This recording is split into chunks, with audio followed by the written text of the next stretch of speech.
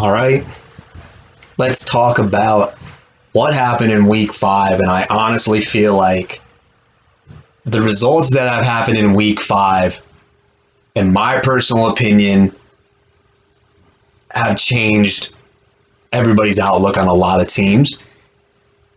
Some are trending in the right direction. Some, believe it or not, are trending in the wrong direction. And I think unless there's a miracle, and we've seen it happen, there are a lot of teams I think that you can stick a fork in them if they lose again this week. David Krier was probably one of those teams, and I talked about on my podcast that this was very trap gamey because I felt like Christian McCaffrey was coming back. He did not. Regardless if Russell Wilson gets hurt or not, I do think that David Krier still would have won this matchup. He actually gets his first win of the season, and this team now has some interesting prospects. All right, he gets Christian McCaffrey most likely back. If I'm them, I would keep him out. Like, if you're not sure that the guy can go and you're still limiting him, that's not a good sign, but I'm not the coach. And Darrell Williams has an opportunity. And a Chiefs offensive back that has actually proven that he can carry the load in the past. You know, things might be looking up for that team. The only question is it too late when you go 1-4? Big question. And then there was one more undefeated team left, and that is Paul. But I got to say, though, the two teams that came in undefeated, even though one of them still is, I think both of them, there's some yellow and red flags with a lot of them. Paul only putting up 100 points in 93. Look, Paul, I know I sound like a broken record, and everybody else who's listening to this podcast and this take right now, every single year, I don't know if this is intentional, probably, the team is always a boom or bust team. It'll go off for 150 one week and then come crashing down to 110 or 100. That's what we have here. I'm not at all surprised Chris Carson might be rushed back, but honestly, he's a ticking time bomb at this case. It's now revealed that he's got a severe long-term neck injury. I don't know if anybody's buying him. I think you just got to ride it out until he goes down again. Myles Gaskin move might put you in the driver's seat, but again, when I look at this, it's starting to see like we have some questionable calls in the flex position. So even though, congratulations, I'll say if you can go 5-0, you'll take that any day of the week. And the fact of the matter is this, people can say, okay, this team's going to fall off. The way that I look at this right now, though, in my personal opinion, 5-0, it's going to give the guy 5 weeks to figure something out. He can afford 5. Well, you don't want to lose 5 in a row, obviously, but there are a lot of teams that are still 1-4, almost half the league. Kind of. I don't know if I did the math right, but a third of the league. So if you kind of do the math, you're giving the kid 5 weeks to kind of play with house money, and then, you know, time runs out. That's the way I'm seeing this. I know everybody wants to say overrated team. It's your classic Paul team. This is kind of, it's meeting my expectations. It's not exceeding it at all. It's not. This is a Paul team. I'm done with that matchup. Matchup of the week, I got to say, lived up to the matchup of the week. Johnny J. Fresh and Bmagic boys, well done. I think as far as matchups of the week, I think this is definitely one of them. I think the David versus my matchup in week 3 also came down to the wire as well. This one certainly had it. You had the Bills on prime time too. The fact that the Bills went off and Johnny still got the victory, it kind of makes him even more happy. When I talk about this team, you know, Johnny, I think, laid a goose egg. I think maybe after power rankings, he celebrated too hard. But, you know, he has really done a great job with the spot starts, let alone his starting roster. Now, I know there are a lot of guys that might take a big hit after the Russell Wilson injury, and there's still question marks about who the RB2 is going to be, but there are a lot of guys he can spot start and keep on going. So, congratulations on that, Jay. I got no beef with what happened here. But more importantly, I know is he 3-2 or 2-2? 3-2 Bmagic team. This team is, nobody's talking about this team, and it is going way under the radar. And there's a lot of, it's starting to round into form. Again, this matchup, a rivalry, if you will, Harsh and Allen. Harsh, you literally have the trigger pointed at your worst enemies in Rob Coffey and Alan Williams, and you let them walk twice. You couldn't get the job done. Don't know why. Bad week on your part. I think what's even more impressive is that Allen actually put up 130 with Khalil Herbert. Who's the other crapper? Chris Evans, and not Dalvin Cook in the lineup. Yeah. I'm going to say that's an impressive stat on its own. I've been trying to tell people again, and this is why I had him ranked not so low. I know the record says 1-4. Again, Nick, this is Allen. He's going to start heating up once November turns. He's going to go on a 6-game winning streak and probably miss out the playoffs by 1 game. That might be so, but again, that goes back to my point why I never have him down all the way at the bottom 12, 11, and 10. Even on paper, even without these guys getting starting gigs, this still wasn't a bad team, and I don't know if 130 is what to expect, but then again, I can't say it because Dalvin Cook hasn't been healthy. This one. I'm going to save that one for last. Let me skip that matchup. David Sutton continues to put up 130 a week and still loses.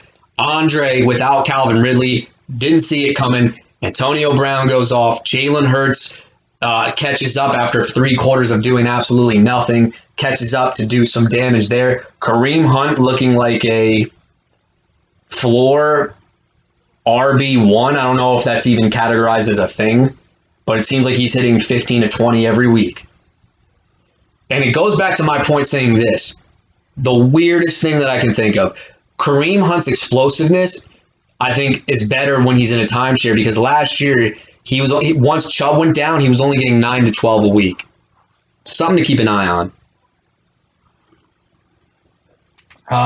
But Andre Jones, things are starting to look up for you, my friend.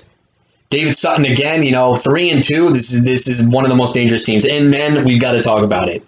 Okay, I'm going to be 110% honest. Patrick was up by like 100-something.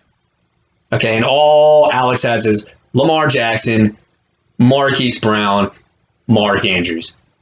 In a game I have no stock in, when my matchup is pretty much decided, I have no interest in watching Monday Night Football when it's Colts Ravens, right?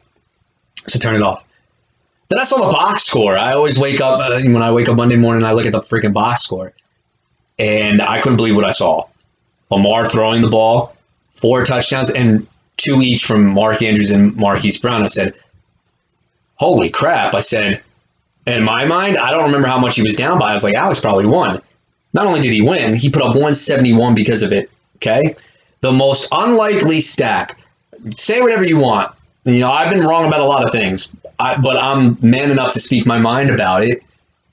Not a single person in here would have taken, in the beginning of the season, Lamar Jackson with Marquise Brown. If you did, you're lying. You're just lying out of your ass, pretty much. This combo looked so unappealing. Not just last year. Marquise Brown already came into the year banged up. You had Rashard Bateman, who they just drafted. Mark Andrews, he's probably not a one-year wonder because it looks like Lamar. I don't know. I don't want to hype the guy up because it was the Colts, but at the same time, what an impressive victory. I don't think I've ever seen anything like that because not only was it that, you had like a running back from one team, a quarterback from a different team with a stacking receiver. You stacked the whole team, and for some reason, luck was on your side. Patrick putting up 150, you probably went to bed nice and tucked in, and then you woke up and you're like, what the hell? And that also brings up to my next point. Did that game officially break the harsh curse? Or was this just a curse teasing with you? We'll have to find out in weeks to come. Stay tuned for the next segment. I'm going to say stock up, stock down. We'll go from there.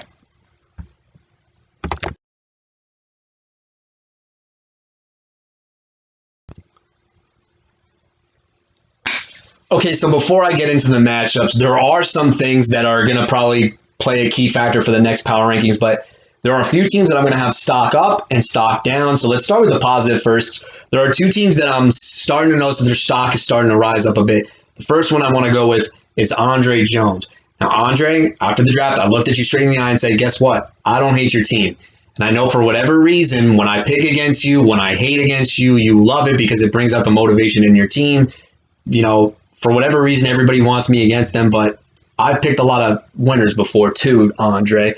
No, I think the stock up is for this team because for the fact of the matter is this. He lost David Montgomery, and I'm not basing this off of a 150 performance, but the running backs on this team give it a nice floor. Jalen Hurts has been, I saw something on Twitter today, top 12 every single week.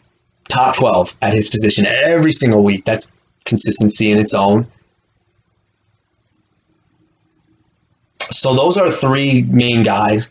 Antonio Brown is going to be boom or bust, but he's going to win you weeks like it's all like that. So it then comes down to Calvin Ridley's health, Deontay Johnson, and whoever you put at the last flex. But the bottom line is this.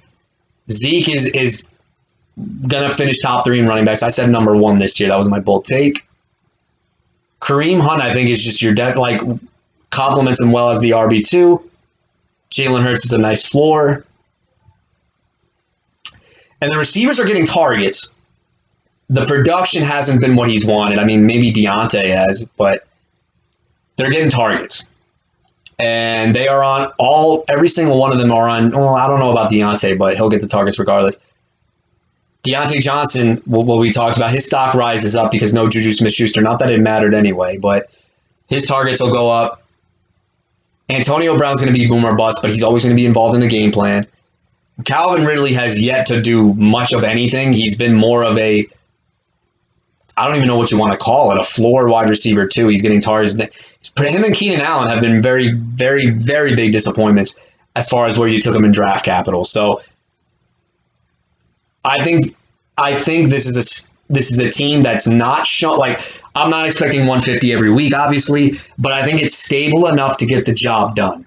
That was my take on that. The other team I want to give the stock up for, even though he lost his Bmagic's team, I think we're starting to see, and now his management is starting, his eyes are starting to open and realize, okay, I got to start these Buffalo Bills guys.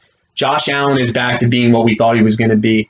Stephon Diggs isn't there yet, but guess what? Emmanuel Sanders will pick up the slack. If you look at what's happening with the Buffalo Bills offense right now, the emergence of Dawson Knox has actually killed the production of Cole Beasley. It has not killed the production of Emmanuel Sanders. Stephon Diggs, you can argue, is not a wide receiver 1. He might be more on the lower end of things. But the bottom line is, it doesn't matter if Allen is putting up 30 to 40. Stephon Diggs might only have to do 15 points, as long as Emmanuel Sanders is kind of getting close to there. Now, I do think Sanders is a guy that you can definitely sell immediately if you have the depth. If you're looking to upgrade at a certain position, I definitely think that he can be viable. But that's not even the guy I want to talk about, really. James Robinson is back to being relevant, but I don't trust him in the goal line role, but he's getting a lot of touches. Nick Chubb is Nick Chubb. It's literally, 100 yards will get you there, or it won't. The other guys that you have, Amari Cooper, boom or bust, the running backs floor have complemented your explosive receivers like Amari Cooper and Emmanuel Sanders, along with an elite quarterback like Josh Allen. This team is starting to round into form. There are a lot of guys to kind of sell as well. Leonard Fournette is one of them. I know this is now 2 games back-to-back where he's looked really good and he's getting a lot of workload. I just don't trust Tampa Bay Buccaneers running backs. I know we talked about a deal. I pulled back on it just because I'm like, you know what? This is Leonard Fournette. I used to love him. Now I'm just kind of like, eh. But there are a lot of things to like as of right now, so I want to give this man some props. I didn't want that to go unnoticed. As far as stock down, there are 3 teams that I'm going to say stock down to. Number 1 stock down has to be myself, because this is now 2 weeks in a row where the team has not gone over 100 points. That's a bad thing. If it happens 1 week and you bounce back from it, cool. But stock down for the reason Russell Wilson is out. DK Metcalf, we have no idea how his production is going to be. Just stating the facts. Trey Sermon looks like he's going to need an Elijah Mitchell injury, or they need to use him in the split backfield situation. It looks like that lottery ticket has officially been placed on the bust radar, even though I think there's still hope for Trey Sermon in a committee approach, not a lead dog approach. Another thing, Christian McCaffrey might be taken away, which means Chuba Hubbard might have to go back to the bench. So those are guys that are taking big hits. Allen Robinson at this point, my God, I mean, He was a boring pick, and I hate boring picks. Now I know why. So that's also a side. Then there are a lot of things that are not going in the direction of this team. The only good news you can say is that it's 4-1, so it gives it some time in the win column to figure some things out, aka what I talked about, Paul. The other team that I'm going to put on the stock down radar is Harsh. So even though Damian Williams has solidified your RB2 situation for the time being, let's look at this is another game where you didn't break 100 points. And I think we have to look at the stock down. A.J. Brown, I think, he's going to be the best discounted receiver in 2022 because I do feel like he's not 100% healthy. Just the way I see it. Antonio Gibson is the weirdest thing. Whenever I see a blurb or somebody hype up Antonio Gibson, he does crap the next week. The week where everybody's worried about him, he goes off. This is weird. He's getting the volume on the ground, but J.D. McKissic is still a thing. We'll have to see how the usage is used against in Kansas City. Another guy that I think is stocked down unless Urban Meyer wakes up, Laviska Shenault, I think was a trap. I know everybody wanted to, get hyped up for the man. And it looks like, in my personal opinion, I think CeeDee Lamb is more of a wide receiver 2 than he is going to reach wide receiver 1. And I think it's because Dallas has a good defense. Dallas can lean on Ezekiel Elliott on leads. They're not in shootouts. And also, this is going to, I wouldn't have never guessed this, Dalton Schultz has kind of taken away some value from CeeDee Lamb over the middle of the field. It's just a harsh reality we live in. I think a lot of people are saying, buy low on CeeDee Lamb. I think you should sell him the minute he has another good game. I could be 100% wrong about this, but CeeDee Lamb, to me, I feel like is low-end number 2 on a regular week like it was against the Giants. I think games in where they're expected to be in shootouts. Just look at this game log that I want to go through right now. I know I'm rambling on, guys. I'm sorry. Tampa was a shootout. The Chargers, surprisingly, was a defensive battle. Philadelphia was a blowout, didn't do anything. Carolina was a blowout, didn't do anything. You see what I'm saying?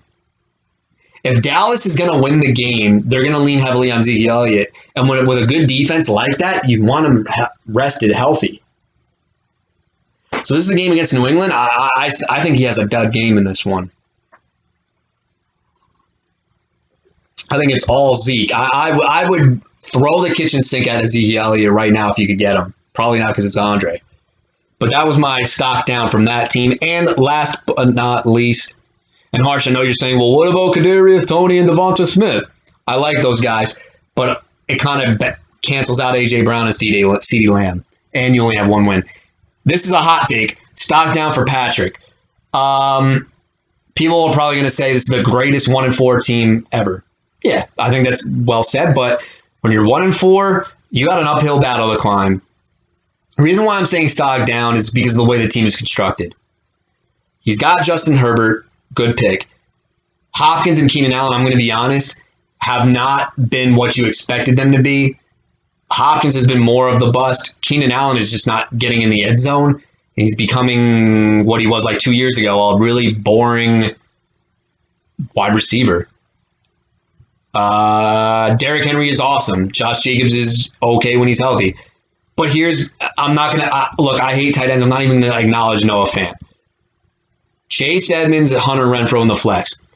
This team put up 154 last week, but if you look deeper down the lines, Derrick Henry got 31 of that. Justin Herbert got 50 of that. That's not going to happen every week. Derrick Henry is going to be a monster. Justin Herbert, for the most part, is going to finish between 20 and 30 points. So if I took away 30 of those points from that outburst, okay, it's a 120.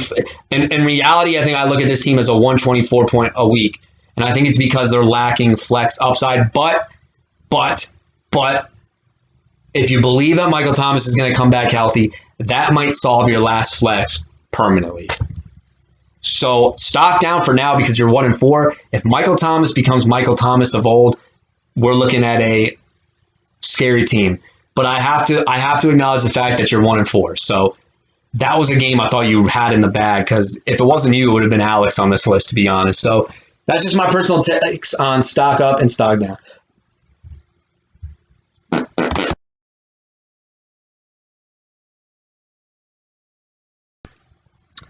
I actually had notes prepared for this matchup, and I lost them.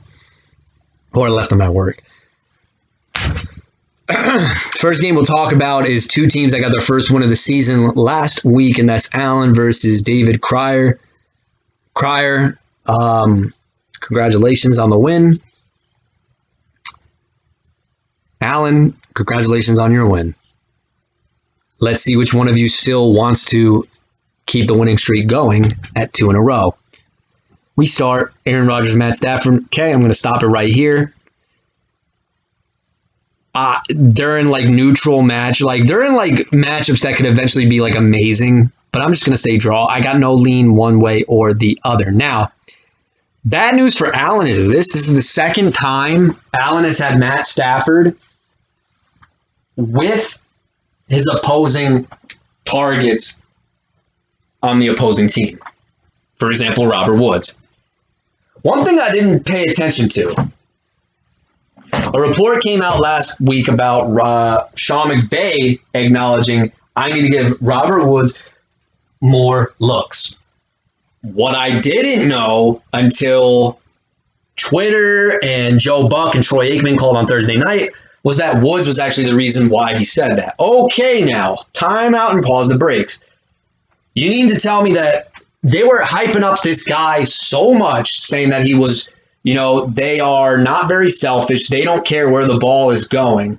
But then somebody on Twitter said Robert Woods was the one. And then Troy Aikman, I don't know if he realized he did this, sounded like a hypocrite, and then says, well, yeah, I mean, we talked about with Robert Woods, went to Sean McVay's office and demanded more targets. But then I was like, hold on a second. You said how this guy wasn't selfish in the beginning. Something's not right here. The one thing that is confirmed is that McVay acknowledged that they need to get Robert Woods. What I don't know is, was this a squeaky wheel narrative, or did McVay say, you know what, the reason we lost is because we need Robert Woods to get more involved? I saw Harsh pretty much saying that he's lost a step. I'm not seeing that. I just think it was more so of the plays were more designed for Cooper Kupp more than anything. I still think that Van Jefferson is viable. I just don't know if his time is ready just yet, but we're seeing flashes. Anyway, that brings me to Robert Woods and Michael Pittman Jr., to Jamar Chase and Justin Jefferson. Look, the LSU combo all day. I mean, I know this is what your bread and butter. Mr. Williams, Chase against Detroit is money. Justin Jefferson against the Carolina Panthers, love it. Love it. While I do think that Woods and Pittman are in kind of like decent matchups, I feel like if they hit, it's like 15 points apiece. But if these two hit, you're looking at 20 plus apiece. Give me the LSU combo any day of the week. All right, first game back, maybe. Darrell Henderson Jr., Christian McCaffrey, Khalil Herbert, or Chris Evans. Okay, this is a slam dunk, or is it? Darrell Henderson, I think, I'm gonna flat out say it. I think he's the biggest tease. To me, he's like Mike Williams of running backs.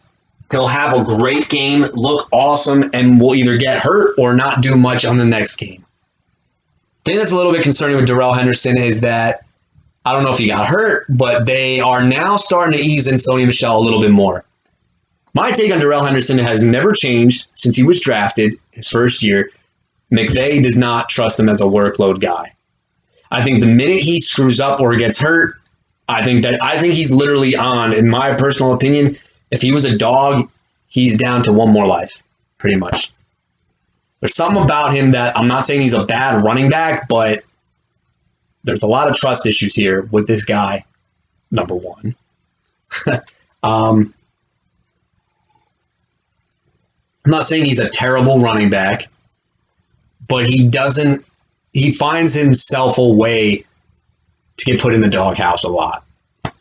Anyway, the matchup is good, though. I would expect like 50 yards or 70 yards and a touchdown, maybe.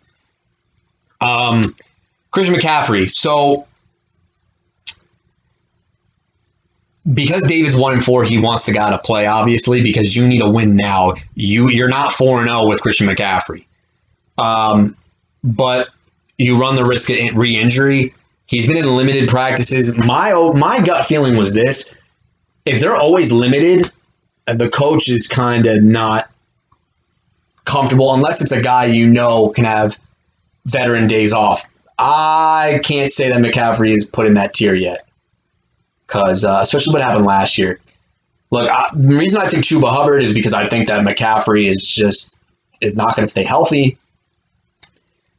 But if he plays, it's against the Minnesota Vikings, and this guy's floor is 25 points. I just want to brush up on one thing really quickly on the Allen side of things. I know his running backs are not going to outproduce David Krier's. Absolutely not. But this Khalil Herbert fellow is somebody I bidded on, and now I'm kind of regretting because I needed a running back. Allen, if you're looking to move him, hit me up. I'm not overpaying for it, though, but if you need something, I can do that for you. Khalil Herbert, nice college profile, believe it or not. Should also is much, and when I say much, I mean it, a much better running back than Damian Williams. I think what's going to have to happen is that Herbert is going to be the early down guy, and Damian Williams might be the guy that they use in passing down situations. Darren Waller versus whoever. Take Darren Waller, although Darren Waller has been a major disappointment. I think Woods is not in the doghouse yet, or he just got out of the doghouse. Darren Waller, we need to kind of put in the doghouse. He has not been that great. And this is what I'm saying. You can look at it, oh, well, it's a tight end, but if you spent a second-round pick, it's not just a tight end. I'm a little upset because I thought this guy was going to be a beast. So, and now we don't know with Gruden gone what it's going to be. Singletary and T. Higgins or DeAndre Swift and Javonte Williams. It's a close call, but I'm going to go on the Swift side. I love DeAndre Swift. You talk about a guy who is definition of floor right there. Javonte Williams, I'm going to say it time and time again. I had him ranked as the number one rookie running back. Alan, I think you've heard this over 1,000,000 times. My only thing is it's going to take a Melvin Gordon injury because I don't think Vic Fangio is a smart coach to realize, okay, boom, you are officially an RB1. The guy is extremely talented. I got to be honest, I was shocked based on the draft that he didn't go in the 4th round after his preseason hype. Chicago and Green Bay, why are they playing each other in the same matchup? Give me the Allen side with the Green Bay Packers. Without further ado, though, I have some takes just off the top of my head. LSU combo from Allen's side will put up over 40 points. I'll take that to the bank. The other thing that I want to say is... I'm sorry, I don't remember the takes that much, but I'm going to get to them. We have Henderson, we have McCaffrey. Oh, if Christian McCaffrey plays for Krier's team, I think based on the running backs that technically he has in, I think that these running backs outproduce Allen's by 35 minimum. Just because Chris Evans is not startable. There's somebody missing from this lineup. Hold on a minute. I'm sorry, David. I want to give you a viable option here and give it to you, but I don't even want to go to hot takes just yet because Cortland Sutton most likely will be in for Allen over Chris Evans. I don't think Allen has gotten to his lineup yet. Just throwing that out there because then Swift goes into the RB2 spot and then Cortland Sutton goes into the flex. Makes sense to me. Dalvin Cook also will probably bump out. If Dalvin Cook plays, my guess on how Allen plays this is Javonte Williams to the bench. No, I'm sorry. Khalil Herbert to the bench, Swift to RB2, and the flex would be Cook and Sutton. This is going to sound like the biggest cop-out, but I'll say this. I think Allen comes away with the victory.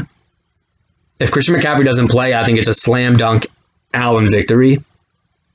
And that's with or without Dalvin Cook. If McCaffrey plays, it'll be interesting to see how Allen manages his roster.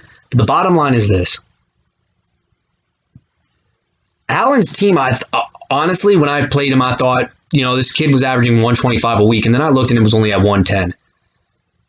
I don't think it's a 130 team every week, but if you have a healthy Dalvin Cook and you have guys in the right situations, Jamar Chase can pop off. Justin Jefferson can pop off any minute.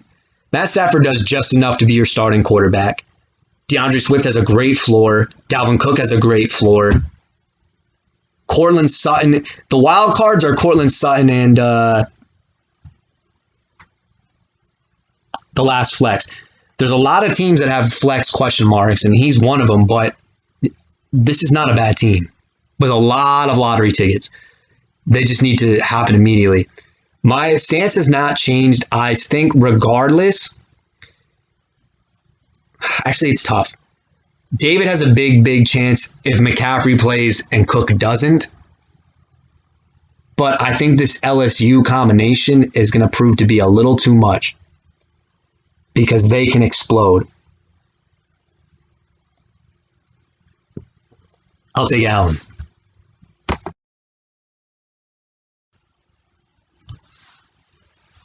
All right. I don't know if you've listened to the other stuff. I had notes written down about this matchup, and for the first time, I think this year, this matchup, to me, there's a clear advantage on every side of the ball for one team. I'm talking about Bmagic and Rob Coffey. Although Taylor Heineke is a good streamer this week, I can't say that he's going to keep up with Josh Allen. Stephon Diggs and Amari Cooper or Godwin and Boyd, they are... The problem with Rob's team, what happened is that you got the whole team was based on floor and no upside. Godwin, Boyd, Jacoby Myers, Sterling, Shepard, they're all the same receiver. They're guys that thrive off of volume and slot, and they probably aren't, with the exception of Godwin. Oh, and Juju, but he's gone now. They're slot receivers that don't go deep, but they have to rely on a lot of volume to be somewhat relevant for fantasy. I hate having a whole squad of those guys. Diggs and Cooper is slam dunk. Nick Chubb, James Robinson, Austin Eckler, Tony Pollard. Give me Nick Chubb and James Robinson over Eckler and Pollard, even though Eckler has been stellar.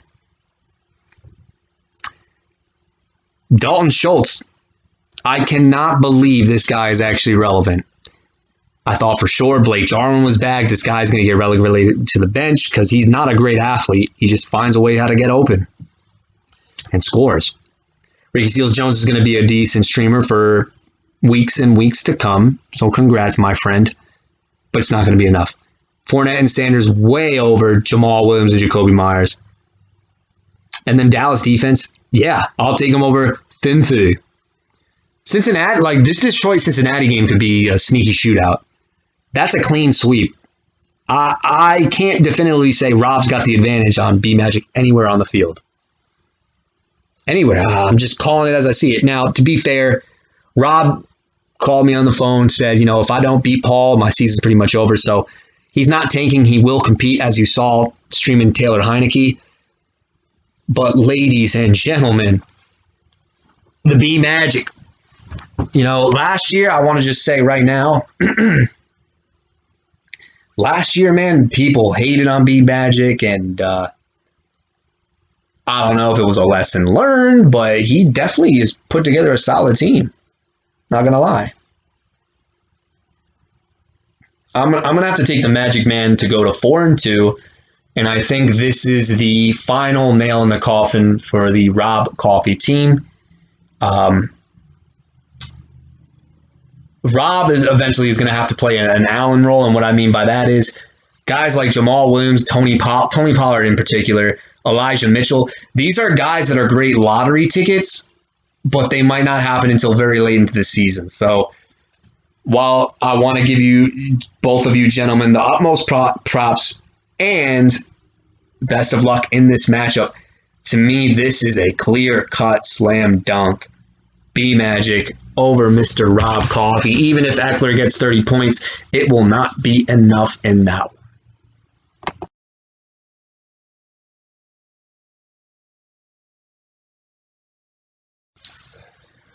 Well, I will definitely say that this is the panic button matchup of the week.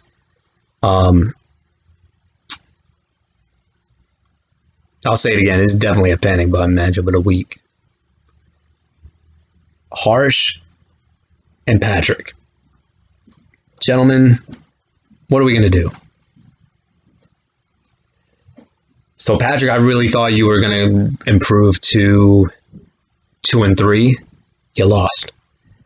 Harsh, the fact when Dalvin Cook got ruled out, I thought for sure this would be smooth sailing. But problem with you is that you have the running backs you knew you were going to have to figure out, and now it looks like the receivers you're going to have to juggle with. Boys, we've got an interesting matchup on our hands.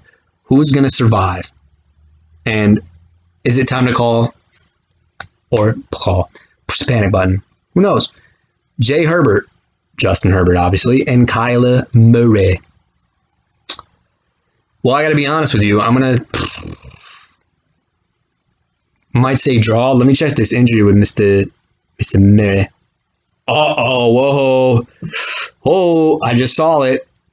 I'm going Justin Herbert. What shoulder is it? Kyler Murray's got a shoulder issue.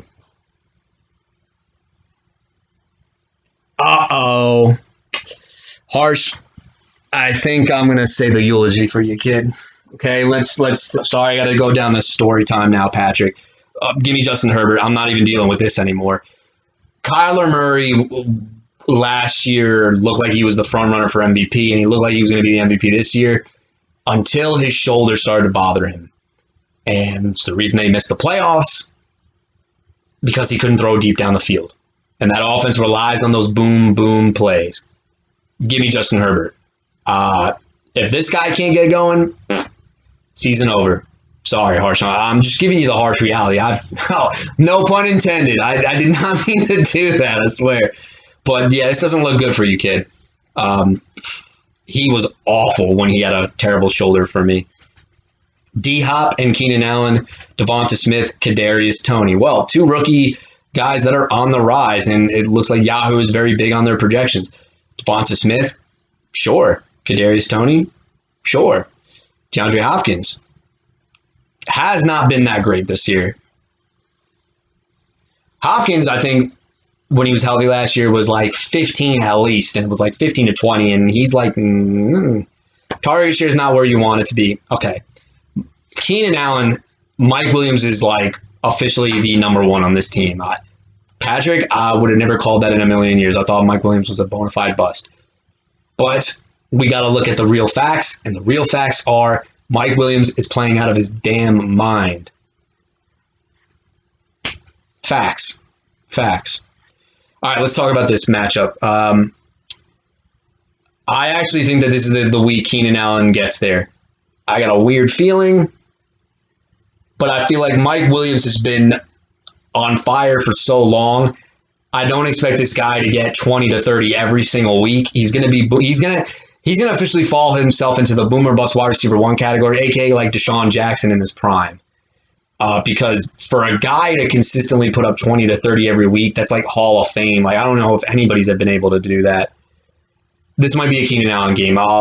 For whatever reason, I got a weird feeling about that. On the harsh side of things, Devonta Smith is in a really good matchup. Don't know why he was on your bench. If you would like to move off of him, my number is always available. Kadarius Toney, well, okay. The issue is this. If Sterling Shepard comes back, Shepard can only play the slot. So that means that Toney's going to have to be on the outside. Can he primarily be an outside receiver? That's yet to be seen. And we don't know if he's going to be landed in the doghouse for a punch, because Joe Judge seems like the guy to do that. Without further ado, I'm going to have to take the Patrick side, even though these guys are trending in the right direction for Harsh. Derrick Henry and Jacobs versus Gibson and Damian Williams. I'm going this is tough, but I'll still take Derrick Henry and Josh Jacobs. Gibson is in a good matchup. Damian Williams is in a good matchup. Derrick Henry and Jacobs, they're okay.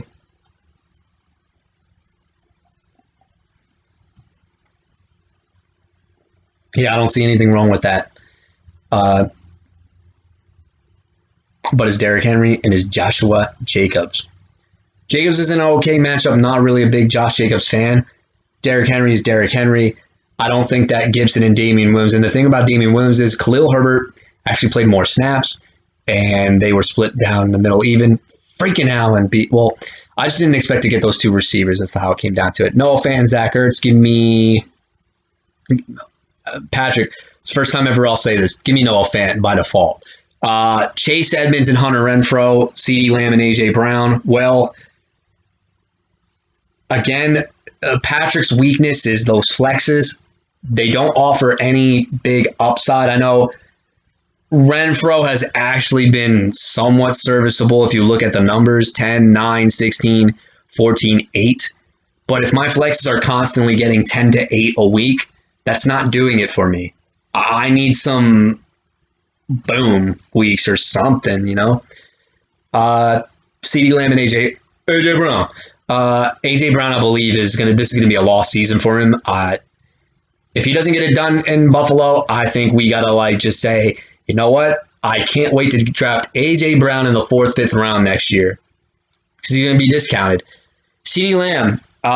If you listen to my stock up, stock down takes, Mr. Harsh, his stock is going down. We thought he was going to be receiver 1 because everybody thought Dallas would be in shootouts because their defense sucks. The minute Dallas has a lead, they're going to play very boring, and honestly, I don't blame them. The cowboy you want this year, what I've been saying, is Ezekiel Elliott. CeeDee Lamb in a game against New England, if he doesn't score early, he ain't doing shit. So honestly, the talent is easily on Harsh's side. So I'm just going to land on that one for now, even though I don't think that it's gross just saying that. Defenses, I don't have a good lean on this either. Okay, well, this one is a slam dunk, case closed for me, unless this is all BS on Kyler Murray, but it might not be. Shoulder issue since 39 points in week 2. Jacksonville, against Jacksonville, this guy only registered 18 points, 26 points, and then 15 points. What is up with that?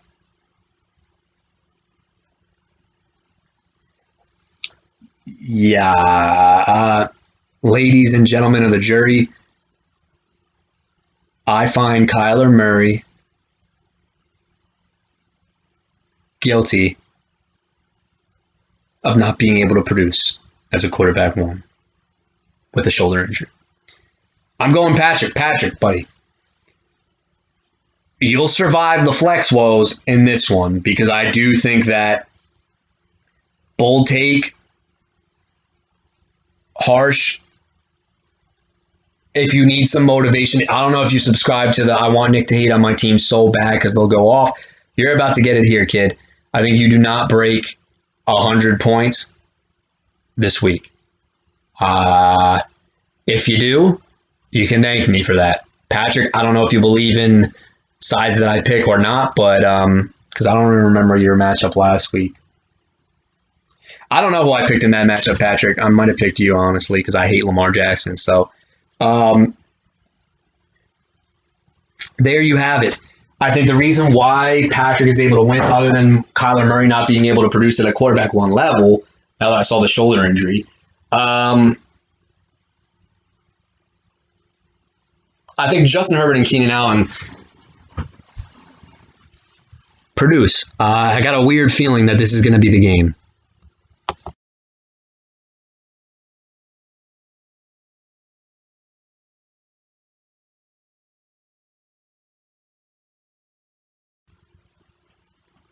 Now, this becomes an interesting matchup. Alex, I cannot believe that all of them just exploded. Doubt that's going to happen again. I'm talking about the Ravens combo, obviously. And David Sutton, man, is probably saying to himself, what do I got to do to get a win? This game right here is going to tell us, is the Harsh Curse still alive? Or did he officially break it with the most random stack or the most unlikely stack? I mean, in best ball, maybe. But this Raven stack. Or was the curse just kind of teasing Alex, thinking that he was out of the clear, and then they're going to laugh at him in this one? Let's take a look. Lamar and Prescott. You're not going to believe what I'm about to say. Give me Lamar. I think Dak is going to be fine, but I think Lamar is going to be in a game where he's going to have to put up points. Dak, they might get out to an early lead, and they're going to rely on Zeke. I love Lamar Jackson. You're not benching Dak Prescott, but if you ask me which quarterback has the most likelihood of putting up 30-plus, give me Lamar over Dak. Davante Adams, Adam Thielen, or DJ Moore and Terry McLaurin, okay. We finally had a bad DJ Moore game. Now, David, you're the Eagles guy. I don't have a subscription anymore to Pro Football Focus. Is Darius Slay back? Because now a stat came out saying that the Eagles are the best against perimeter wide receivers. Slay locked down DJ Moore. I didn't know if this was just a matchup thing or Darius Slay has been actually lights out. So please get back to me on this because this will actually help with my DFS knowledge against Philadelphia because I always assumed that you could just attack them over the top. But DJ Moore now gets an old Patrick Peterson, so sign me up for that. Terry McLaurin in a shootout, oh my God, sign me up for that. Even though Davante Adams is in a good matchup, Adam Thielen, the funny thing, Alex, with your trade with Harsh, I think it's a wash because Adam Thielen, he's either a touchdown or Adam Thielen is being relegated to tight end numbers. If he scores, 14 points. If he doesn't score, 6. It's the tight end. I love DJ Moore and McLaurin side. Well, Barkley's probably not going to play, so it's Miles Sanders versus Joe Mixon and Latavius Murray. Not the most attractive matchup ever, but if Mixon is healthy, this is a great matchup. Yeah, it's a great matchup. Fuck it. Oh, sorry. I'll go Mixon and Murray. Mark Andrews and TJ Hawk. Hawkinson's been really quiet, and I think people are starting to take him away. And now Amunra St. Brown, or whatever his name is, he's starting to get some looks. But the matchup for Mark Andrews, man, I don't know. Draw. I'll say draw. Marquise Brown, Marvin Jones, Brandon Cooks, Mike Williams. Okay, wide receiver 1, Mike Williams. I'll take his side. Brandon Cooks against Indianapolis will get back on track. Mike Williams, over the top all day, every day, I guess. They're finally realized what they have in Mike Williams. Maybe he wasn't being a bust. Maybe it was just bad coaching. But this is officially happening. But you know who else is happening? Marquise Brown has been very, very good this year. Would have never thought that stack would ever hit. And Marquise Brown, I think I had like wide receiver 60-something. I didn't want anything to do with him. He has been so good this year. Don't know why. But give me the David side, regardless. And I'll take the Rams defense. Thank you very much. Well, okay, jury is in. If Alex is to win this game, I think that Ravens stack needs to hit again. I know I sound like a broken record, but those are the guys that are in the best matchup for scoring points. Lamar, Mark Andrews, and Marquise Brown. These guys, I might need to start respecting Lamar a little bit, although it was against the Colts, so I'm not saying it was against a top. But Lamar Jackson hasn't finished under 20 points in any game this season, and he's starting to throw a lot.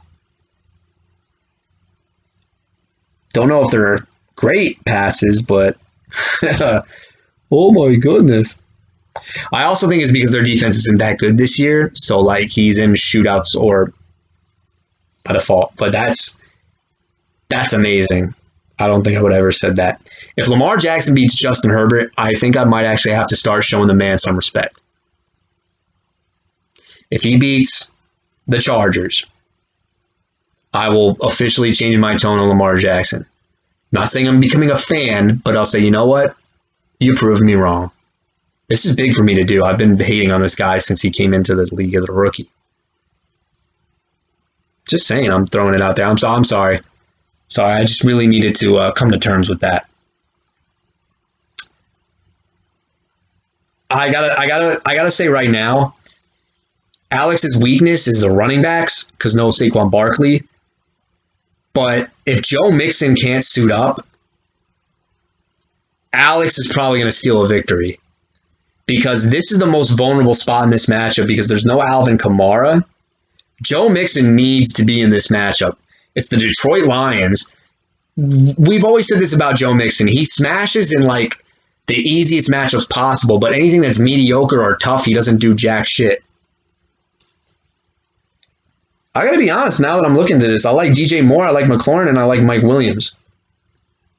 If Devontae Adams can become Devontae Adams, however, and Marquise Brown does what he does, this matchup gets very, very interesting because Dak I'm a little sour on, not because he's bad, but the matchup means it could be a run game. Like, I'm going back and forth through a lot of stuff right now, guys. Let's stuff. You know what? I'm going to make my pick. Assuming Joe Mixon is in, I think that's going to be enough to win the running back matchup. Moore and McLaurin, especially McLaurin. I think McLaurin finishes as a top 5 wide receiver this week, and Mike Williams is just on fire. And I'd be foolish to go against him at this point, right? But if that Ravens combo even comes close to what they did, that's trouble. Regardless, ladies, gentlemen, I'm going to take David Sutton. I think the running back with Joe Mixon is a lot safer. So by default, give me Joey Mixon's team. I'll take David.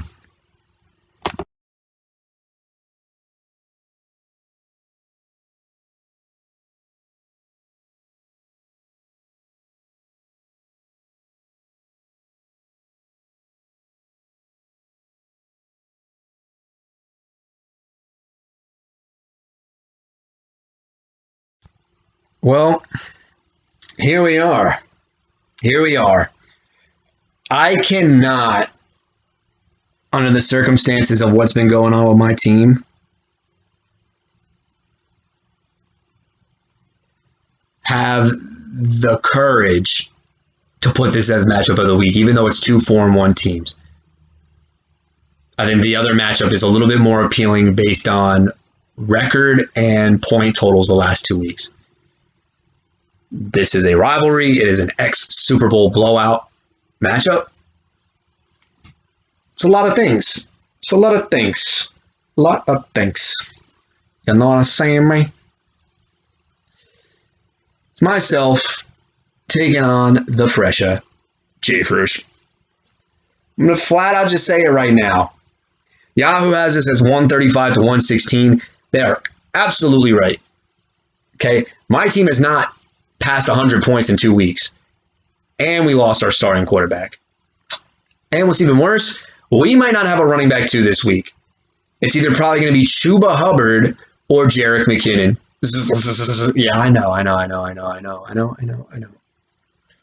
going to call it like I see it. It's funny because I'm against Johnny. Johnny thinks that I always pick against him and put down his team, this, that, the other. Let's talk about it. Brady or Joe Burrow? Look, I am not going to say, oh, Brady had to get his thumb taped. He's not going to be good because it's Tom Brady. That's the one man I don't bet against. Joey B. Nice matchup. He's going to have to stream. But regardless, I think I got to go my man Tom Brady. It's against Philadelphia. They're terrible against the pass, except Darius Slay's side. Whatever. Mike Evans and Tyler Lockett, Cooper Kupp and Jalen Waddle. Cooper Kupp has been great. He's getting a lot of targets every single week. Jalen Waddle was getting a lot of targets and has not done anything, but Tua's coming back, so maybe we have some hope. Highly unlikely, though. Mike Evans has been very consistent for what I thought he was going to be. Tyler Lockett, we'll have to see how this rapport with Geno is. But bottom line is it's Cooper Kupp and Jalen Waddle or Mike Evans and Tyler Lockett. Well, Jalen Waddle hasn't done anything the last few weeks, even if it is against the Jacksonville Jaguars. He hasn't done anything for me to like jump out of my seat and say, yeah, let's go, Waddle. I haven't had that moment. I got to go to the town with Mike Evans and Tyler Lockett. Interesting is, will Darius Slay shadow Mike Evans? I don't know. Apparently he's back to being good again, but who can figure out this Tampa Bay receiver situation? Track record is showing this, though. Godwin's been like 10 to 12 every week, which he's the safer guy, but he's not hitting upside. And Mike Evans and Antonio Brown keep having these boom games. Know what I'm saying? I'll go Evans and Lockett. Even if Cooper Kupp is going to have a good game against the Giants, Jalen Waddle could get me either 2 points or like 12, with or without Tua. Aaron Jones, Chuba Hubbard, Najee Harris, Naheem Hines. Well, this is the most even matchup in this whole thing because we have starting caliber running backs, but our backups are kind of in question. Here's what I'll say about this, though. If you don't want me to do reverse curse crap, if McCaffrey is out, I'll take my running backs because I have 2 startable running backs. Naheem Hines, you don't know what you're getting out of him. Najee Harris is the cheat code of all running backs. This is why I treated them in the drift. It wouldn't have changed the outlook on my team either way because I would still wound up with Allen Robinson and Cooper Kupp. So, yeah, I'll leave it at that.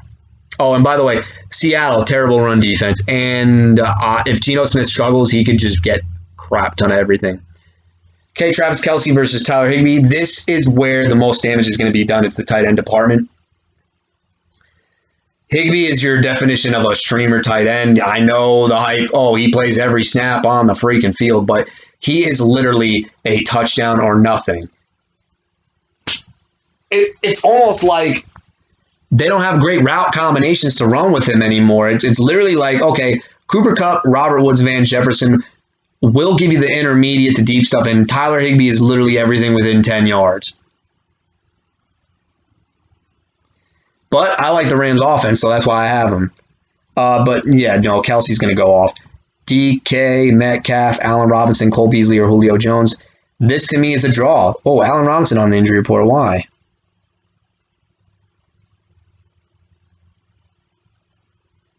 Oh, an ankle injury. Okay, well, Johnny, if you want to laugh your ass off right now, kid, if Allen Robinson doesn't go, we're going to throw DeAndre Carter in the lineup. I don't even know what to do with this guy anymore. Cole Beasley has been quiet. I think that has to do with the emergence of Dawson Knox. Julio Jones is going to probably gear up for this Buffalo Bills matchup, but I don't know how productive he's going to be. Indy defense and Denver defense, I mean, take your pick. Who cares? Bottom line is this, okay? This is our first game without a starting quarterback. If we have any chance of winning this game, Chuba Hubbard has to play again, because if he's not, I have no idea who I'm throwing out there. Bottom line, it looks like Johnny's guys are at least know what their role is, and mine doesn't. That's not a good recipe for success if you're trying to win a damn football game. I'm just throwing it out there. Just throwing it out there. Johnny, I haven't decided if I'm putting this out Wednesday night or sometime Thursday because I have a work obligation to go to. So you might have to wait like over the weekend to hear this. But my friend, I know you look forward to our matchups. I got to tell you right now, I got a lot of crap to figure out. Fortunate enough to be 4-1. Best of luck to you, comrade. Let's hope that both teams show up. I'm sick of the low-scoring games that we've had in the past. We've actually had, that's the funny thing, it's been one of 3 outcomes. It's either been shootout, blowout, which we know very well, or just low-scoring crap, I think. I'm going through the memories that we've had. The Terrence Williams streamer game as a rookie against the Denver Broncos where you still won against me. That was a classic. There was one game where I think we didn't even break 100 points. It was gross because Mark Ingram got vultured by Christine Michael, I think, or somebody else. I don't remember who it was. But we've had some epic memories. Your year you had Todd Gurley, man. That was a high-scoring affair. It was like 135 to 150 something. A lot of good memories in our matchups. I want my team to get up for this rivalry. You know what I'm saying? If I don't break 100 points again, I mean, we could say, okay, what the hell is going on? We need a diagnosis or something. But I'm hoping that it's a great matchup. I want both teams to show up and hope for the best.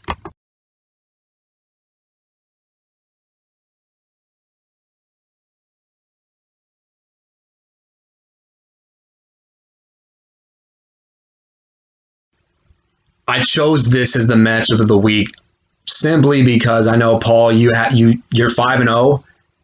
Andre's 3-2. But the last 2 weeks, you guys have shown that you can put up a lot of points. My team does not deserve to be in the match of the week at the moment. This, I think, is the match of the week.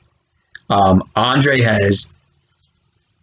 don't have a bad team, bud, but he's overcome some tough matchups, and I got to show the kid respect.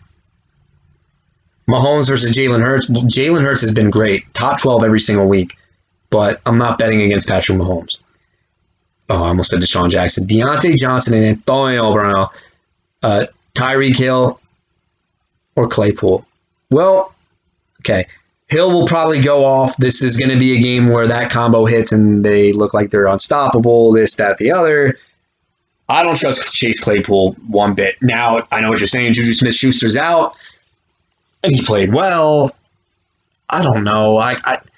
Do we really trust Ben Roethlisberger after 1 week? I don't.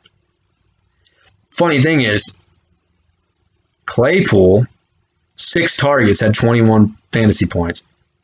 Deontay Johnson, I didn't know he only had 2 targets. Deontay's still the guy. Let's not fool ourselves, please. Oh, hot take. I think Seattle wins that game. Don't know why. I'm just throwing it out there. Ezekiel Elliott, Kareem Hunt, Jonathan Taylor, Myles Gaskin. Well, we figured one thing out. Myles Gaskin has only ever produced when he's owned by Mr. Paul per call. Will that continue against the Jacksonville Jaguars? Maybe, in my personal opinion, Flores realized, crap, I can't be Bill Belichick and mix up 3 running backs. We need to win now. Let's get our best guy. If that's the case, Paul, I don't know what you saw in buying into Myles Gaskin, but you certainly bought low. I know you didn't start him, but or did you? I can't remember, honestly. My brain is shot.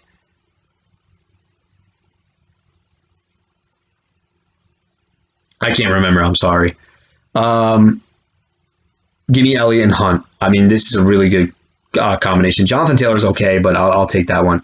Dawson Knox, I said I agreed with you dropping all that guap on him, and that's correct. He'll go off again. McCole Hardman and McCole Hardman and Robbie Anderson, no thank you. Harsh, I'm sorry, I called Paul Harsh. Carson, if he plays. And then your last flex is going to give you nightmares every single week. I don't know who it's going to be. Carolina or Tampa? Give me Tampa. Well, this is an interesting matchup, gents, because I think Elliott and Kareem Hunt are great, but everything else, I think this week in particular is a toss-up for Mr. Andre Jones. I don't expect McCole Hardman to do anything. I don't expect Robbie Anderson to do anything at all, of anything.